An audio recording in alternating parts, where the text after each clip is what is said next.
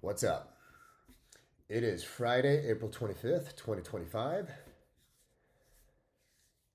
I think I'm gonna kick this off with a little bit of sort of what's going through my head, right? So I'm generally pretty cool, calm, and collected, but I don't want you guys thinking that I'm not stressing out, right? It's just the way that I deal with stress and I handle certain pressures. Um, but I am officially unemployed, right? The income that we have from the real estate investments, from the alternative investments, from the car rental business and the property management business, it is not enough to cover all of our standard living expenses, right? I don't think I have given a quick snapshot on sort of how our investments are diversified. And of course, I haven't gone deep on anything in terms of the cost of these investments or running the business. So, but at a very high level, we have 10 properties, so that's 10 separate mortgages. We have 4 cars that we're renting as part of the rental business, and then we have 3 other cars that is actually our cars, but they're used for the property management company as well. And the property that we're actually living in now, I mean, it's to the point where that mortgage and what it costs to live in our house is so high that it doesn't even make sense for us to stay in this house. So as much as I've talked about, us moving to where, I'm going to be able to start another business, whatever that's going to be, a piece of us moving out of this house is we simply can't afford to stay in this house. So lots of things that are sort of spinning around in my head, behind the scenes. I do think that with this property, and I might have mentioned this, I think just folding it under our property management company and getting it into the Airbnb short-term rental market, I think we should be able to cover all the expenses here and get some extra income that'll cover the next house we're going to live in. But for sure, the income that we're generating just today, like, it won't cover all of our living expenses. And I mean that in a way of it's not as simple as, hey, just cut back on some vacations and cut back on the coffee or the spending or something like that, and we're going to be fine. No, it's we could cut back on everything, and the income that we're getting in, still would not cover all of the expenses that we have. So that's, of course, putting a lot of extra stress and pressure on both myself and Jazzy as well. And so, that's sort of what's happening behind the scenes of what we're trying to navigate. Lots of conversations on, whether it's from friends or Jazzy, every once in a while the question comes in, hey, Dave, are you making the right decision? Like, why don't you just go get another job? I think I touched on it last week as well.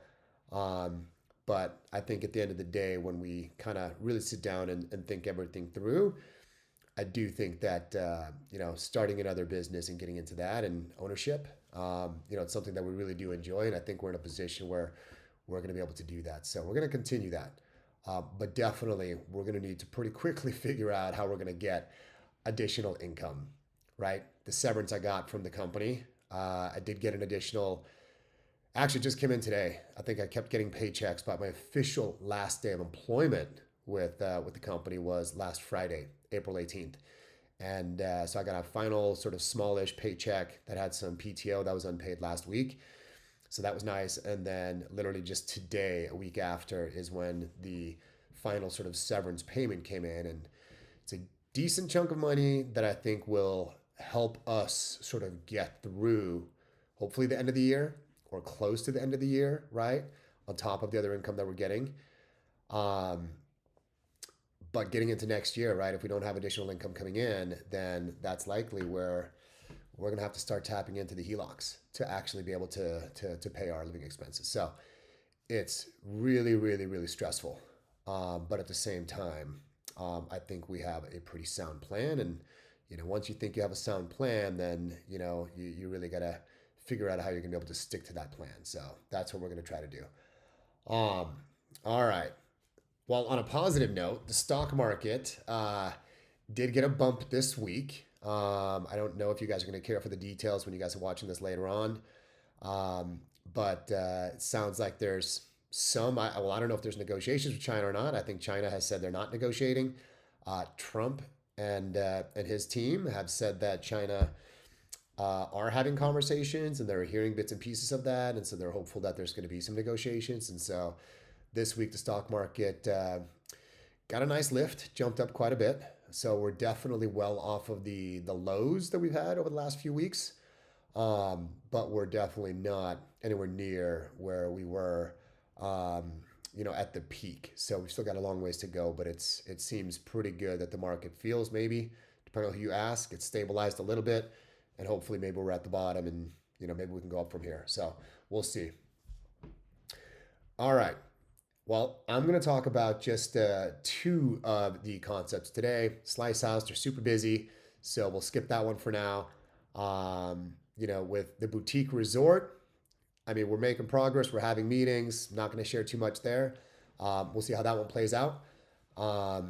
But for today, let's do a little bit of a deeper dive, especially into one of the concepts. So I'll start with Floor Coverings International, FCI first. I was supposed to have a call with the VP of sales this morning, and apparently he had some flights that sort of got rerouted, and so we were unable to have that call. So we rescheduled it for Monday. I did have a call with my franchise consultant. I think I've touched on it a little before on what the benefits are, why you might want to use one. I'll touch on it a little bit again here, especially after having the conversation with her today. One thing she made it pretty clear is that, a lot of times she does work off of referrals. She's got a lot of clients that she's helped in the past. And, it's always good when people that have worked with her refer people back to her. And so she really cares about the people she's working with and making sure that they're set up for success, but also set up in environments or partnered up with businesses that really align, where the investor, the owners, share sort of the same vision as the franchise, right? As corporate, so that you're very aligned in how you're going to operate, how quickly you're going to move on certain things, so that you both have each other's best interest at mind at all times. And so, without getting too deep in here, she seems to be a little bit more excited for me and how I'm progressing with Pertec, as opposed to FCI. I think the way that she looks at it, and I still need to go and continue to do due diligence with FCI to see if I like it or not. But she basically made a point. She's like, look, with them, when you're talking to them, make sure, and especially when you're talking to other owners of FCI, that you understand what it's like to be a part of that organization and how they like to operate. In short, she basically says they are very, very hands-on with their owners. The schedule of how you get that business up and running is pretty, not necessarily like it's intense, but she didn't say these words, I'll say it. It sounded like corporate wants to micromanage how you run your business, which kind of almost sounds counterintuitive to what I'm trying to do, which is, hey, I'm trying to build a business. I'm trying to start my own business, which in some ways means I don't want to have a boss. I want to be the boss. I want to run that company. That's what I'm really looking forward to. And it sounds like with FCI that maybe they like to be the boss. They're corporate and they still tell the business owners, the franchisees, how to run their business. And if you don't follow their very specific timeline, like maybe there's a checklist every single week, week 8 since grand opening, do this, do that. And if you don't do it, then maybe they're going to, call you out and say, hey, they're going to get on your case and try to micromanage even heavier. So I'll have to see, again, like I said, from talking with the other owners on like, how true is that? How do they feel about it? Could some people like it, right? Sometimes if you have a checklist, you have a process, that's not necessarily a bad thing, especially not if it is a foolproof, proven method, right? So it could be a really good thing where they just outline it and all you got to do is go execute. Maybe I don't have to think for myself. I just go execute. And the better of an executor you are, the better the results are going to be. So if they already have really, really solid results and somebody comes in and they're a really good executor and they're a really good leader, then maybe that's a perfect combo. So not counting them out, but it'll be interesting to see what other owners have to say about their experience with corporate there. So, okay, now on to Pertec. This is where it gets really interesting, and I'll spend some time on this one. I have a friend of mine who actually watched one of my videos. Actually, I don't think he watched one of these. I've shared with a couple of people that I'm doing this, right? And I think I texted him about the concept that I'm running through, and I think he's been looking at some stuff for a while as well. He's got some family friends that run some pretty large franchise organizations, have a lot of different stores, and from his point of view, he's like, look, on average, some of this stuff is going to take you, 4 or 5 years to break even or get profitable. And so I'm like, okay, well, I'm hearing some things that are a little bit different. Of course, that's going to be dependent on the concept. And the one thing I'll touch on when I get into the Pertec stuff here is, profitable, like that depends on how you look at it, right? And so without going off on a tangent here, like if you're running a business, technically sometimes you don't want it to be profitable, right? The more profitable the business is, the more you pay taxes. So the more write-offs you can have, the more money you can spend, but stuff that you get to use, right? Then technically you could have a business and I could run a business where I have a very nice salary or I have very, very good income, but the business makes no money, right? And that's with the write-offs and depending on how if you have a really good, and you might hear about this stuff if you guys are taking classes or hearing, other sort of advice, specifically around like CPAs. But there's a lot of ways that if you have a really good CPA, technically your business shouldn't be making money. So, anyways, and maybe I'll touch on that in a different episode as well.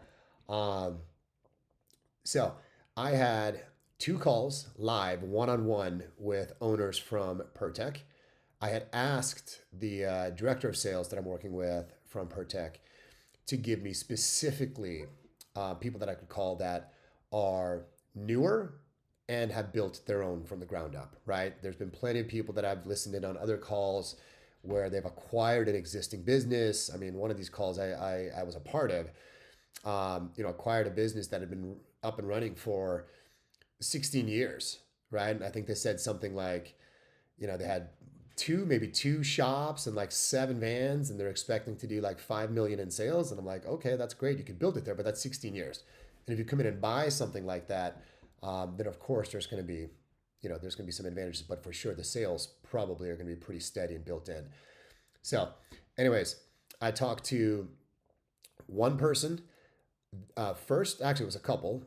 The first owners that I called are we'll just call it Southern California. I wanted to talk to somebody in California, specifically around the cost of doing business in California is pretty crazy, and so talk to them. What was really interesting was, and maybe I should take a step back with Pertec. There is tier 1 and there's tier 2. Those are the 2 options for when you start with them. And with tier 1, that is the more expensive option. That basically says, hey, I'm going to get a couple of these vans that are going to go out and service customers. They're going to drive around. They have all the hydraulic hoses and the fittings and all the tools and everything you need so that you get the phone call, you drive out to the site, fix the customer's problem, right? And then you take off and you're done. From all of the owners, it seems like consistently across the board, there's somewhere between 70 to 80% of all sales, all revenue, all business is done through the vans, right? And so then you have a shop. And the shop is where you can have larger hoses, larger fittings, and that's where somebody has an issue with their hose. They might have their mechanic, and then that mechanic will come and they'll drive it to the shop, right? It might be too big of a hose, and we might not have that hose specifically on a van. So that's where it can make sense to have a shop. Well, the couple I talked to, they went with a tier 2. A tier 2 means you have a couple of vans. So tier 1, you have a couple of vans, but you need a shop. And then tier 2, you just need a couple of vans, no shop. So technically, when your inventory gets delivered, I think they're all using like storage, like a storage facility, right? You go rent a box. It's way cheaper. But the other thing that's way cheaper is on the staff. If you go tier 1, you're going to need to have a shop manager, some sort of staff that works inside that shop. So now you have another person that does payroll. And if they're a shop, or what a lot of people are calling them is an operations manager, they actually manage the vans and the techs and the service. Well, then you've got salary, and I'm hearing some are paid entry level, sort of, even like a shop manager at $60,000 a year. Some are paying them $80,000 a year. Those numbers I got are not in California, where wages tend to be a little bit higher. So don't know how expensive that would be in California. And I wasn't really thinking that big of a difference between tier 1 and tier 2, because what a lot of people have been saying from the owner calls that I was a part of before, they were saying, hey, you want a tier 1. You want to have that shop. that shop becomes like a home base for your other technicians and yourself, right? It's your office space. It's where you show up. It's where the customers can call in if you want to. You've got snacks, you've got some coffee in there, and you can service your vans in there, and your employees, right? Like I said, like it's a home base. With a tier two, you don't have any of that. So it sounds like, okay, that could be a little bit more challenging. Anyways, back to the call. The the couple, the two owners that I talked to, they basically said no. They looked at it, they wanted to start as a tier one, they started crunching numbers, and they realized that, wait a minute, no, a tier one is going to be way more expensive. They gave me numbers that said, even for a tier two in Southern California, they guesstimate is somewhere, their all in expenses are between $450 to $500,000. And they're actually pretty new. They're a couple of months, 2 or 3 months in. But it was good to get their experience either way because they've just gone through the process that I went through, and they just had the grand opening, and they're just starting to get calls and make sales happen. So it was good, but they definitely talked more about their experience with the tier two. Then the call I had right after that, they were literally back to back. I talked to somebody in a state that's pretty close to California, and they started with a tier one, and they have now been up and operating for I think about a year and a half. And the interesting thing here is that pretty quickly in the conversation, they shared that, man, if they had to do it over, they would have gone tier two. They would not go tier one. He's actually upset that when he started, and I think probably when he signed something, it might have been 2.5 years ago, they didn't even allow you to start with a tier two. So it sounds like, right, maybe corporate has sort of listened to people, especially the newer owners that have come on over the last couple of years, and realized that, yeah, maybe it's better, maybe not better, but it's good to have an option for people to be able to start as a tier two if they want. Now, here's the key thing that I took away from his call, from that second call. He says, based on his experience and all of the calls he's had a lot of conversations, like the owner network, the peer network across all of PerTech territories across the US. They all talk all the time. They're all super friendly. And he basically says, on average, it takes about 3 to 5 years to break even or get profitable. And he said, hey, PerTech's probably telling you you're going to get, break even profitable about 12 to 18 months. He goes, that's BS. No, you're looking at 3 to 5 years on average. And it's very hard for anybody to get there much quicker than that 3 year mark. But that got me thinking, they didn't allow people to do the tier two. So that's where I'm really starting to pressure test now is what is the real difference between tier one and tier two? The averages I'm seeing from the FDD, from the disclosure documents that have been sent, for PerTech locations that have been fully open between 1 and 2 years, so at least 1 year, but up to 2 years, the average sales and revenue is coming in at around $600,000. So, okay, cool. In your first year or your second year, right, you're going to make $600,000. If that's revenue, if that's on a tier one, and people are saying that your, EBITDA, depending on what you're going to classify as, whether it's your overall gross profit, EBITDA can't be the net income, right? Because people have different loans and or other things that they might have to pay for.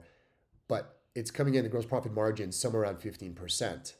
Well, if you have a shop that you have to pay a lease on, and you have to build out that shop, which is a big capital expense up front, and you have a shop manager and their salary, that's a big expense, right?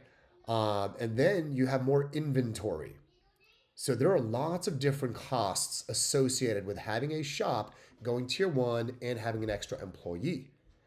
Well, if you start as a tier two, then your profit margin could slightly be higher. It should probably be higher. And then the other thing is, and I mentioned this, the revenue and the sales generally, primarily, a lot of people actually say it's about 80% coming from the vans and about 20% from the shop. So I'm going to start pressure testing a little bit more to get into the numbers and really see what's the real difference here. So I'm probably now, I'm not shying away from PerTech because I'm hearing that 3 to 5 years to break even. That's likely going to be on a tier one. I also think that, like I said before, break even or profitable, that really depends on, some of these owners are coming in and they want to be an executive, right? They want to sit in their office, they want to answer phone calls, and they're hiring two technicians that are out there. They're hiring a shop manager. Nice. And then they're hiring a salesperson. So you got four employees now that you have to pay to do the job where, hey, if you're coming in and like my expectations is I'd probably be the salesperson, right? That's my business. I need to go out there and drive all those sales. So that would be my job. So either way, probably lots of savings that I can have by having fewer employees and not having the shop. So tier two seems like a good option, but I still got to figure out what's the income going to get to. That's the big one. All right, I invest X amount of money. My expenses are going to be Y. What's the take home, and how quickly can I expect to get some of that take home? So that's where my head's at. Per tech, probably still now, even though, like I said, I got to pressure test a bit more. I got to have those calls with some of the owners on FCI. I think Pertech's in the lead. They're in Fresno. That's where we would like to move. I've got more friends on the side now, especially the people that are part of that boutique resort, right? That are saying like, hey, we'd like to have you a little bit closer by. So we will see. That's what I'm navigating through right now. The other thing I'll add is, one of the things, I'm blanking on the name, but once you get into, and it's pretty standard when you're going through validation, right? And I've shared this, right? When you go franchise, it's regulated. There are certain steps you have to go through where they can't just send everything to you as quickly as you want. Sometimes there are steps, and I don't know if there's like a minimum time frame that you have to work through. But right now, I'm doing the owner calls with Pertech, right?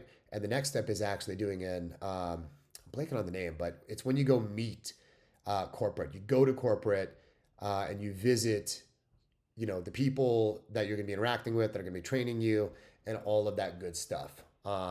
So it seems like, if I remember, end of May is the next session where you get to go visit.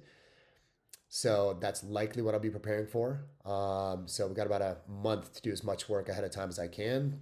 And if all things continue to add up, then there we go. Might be going out to Florida, which is where Pertech is, to to meet the team. So we'll see. With that, I guess I'll catch you guys later.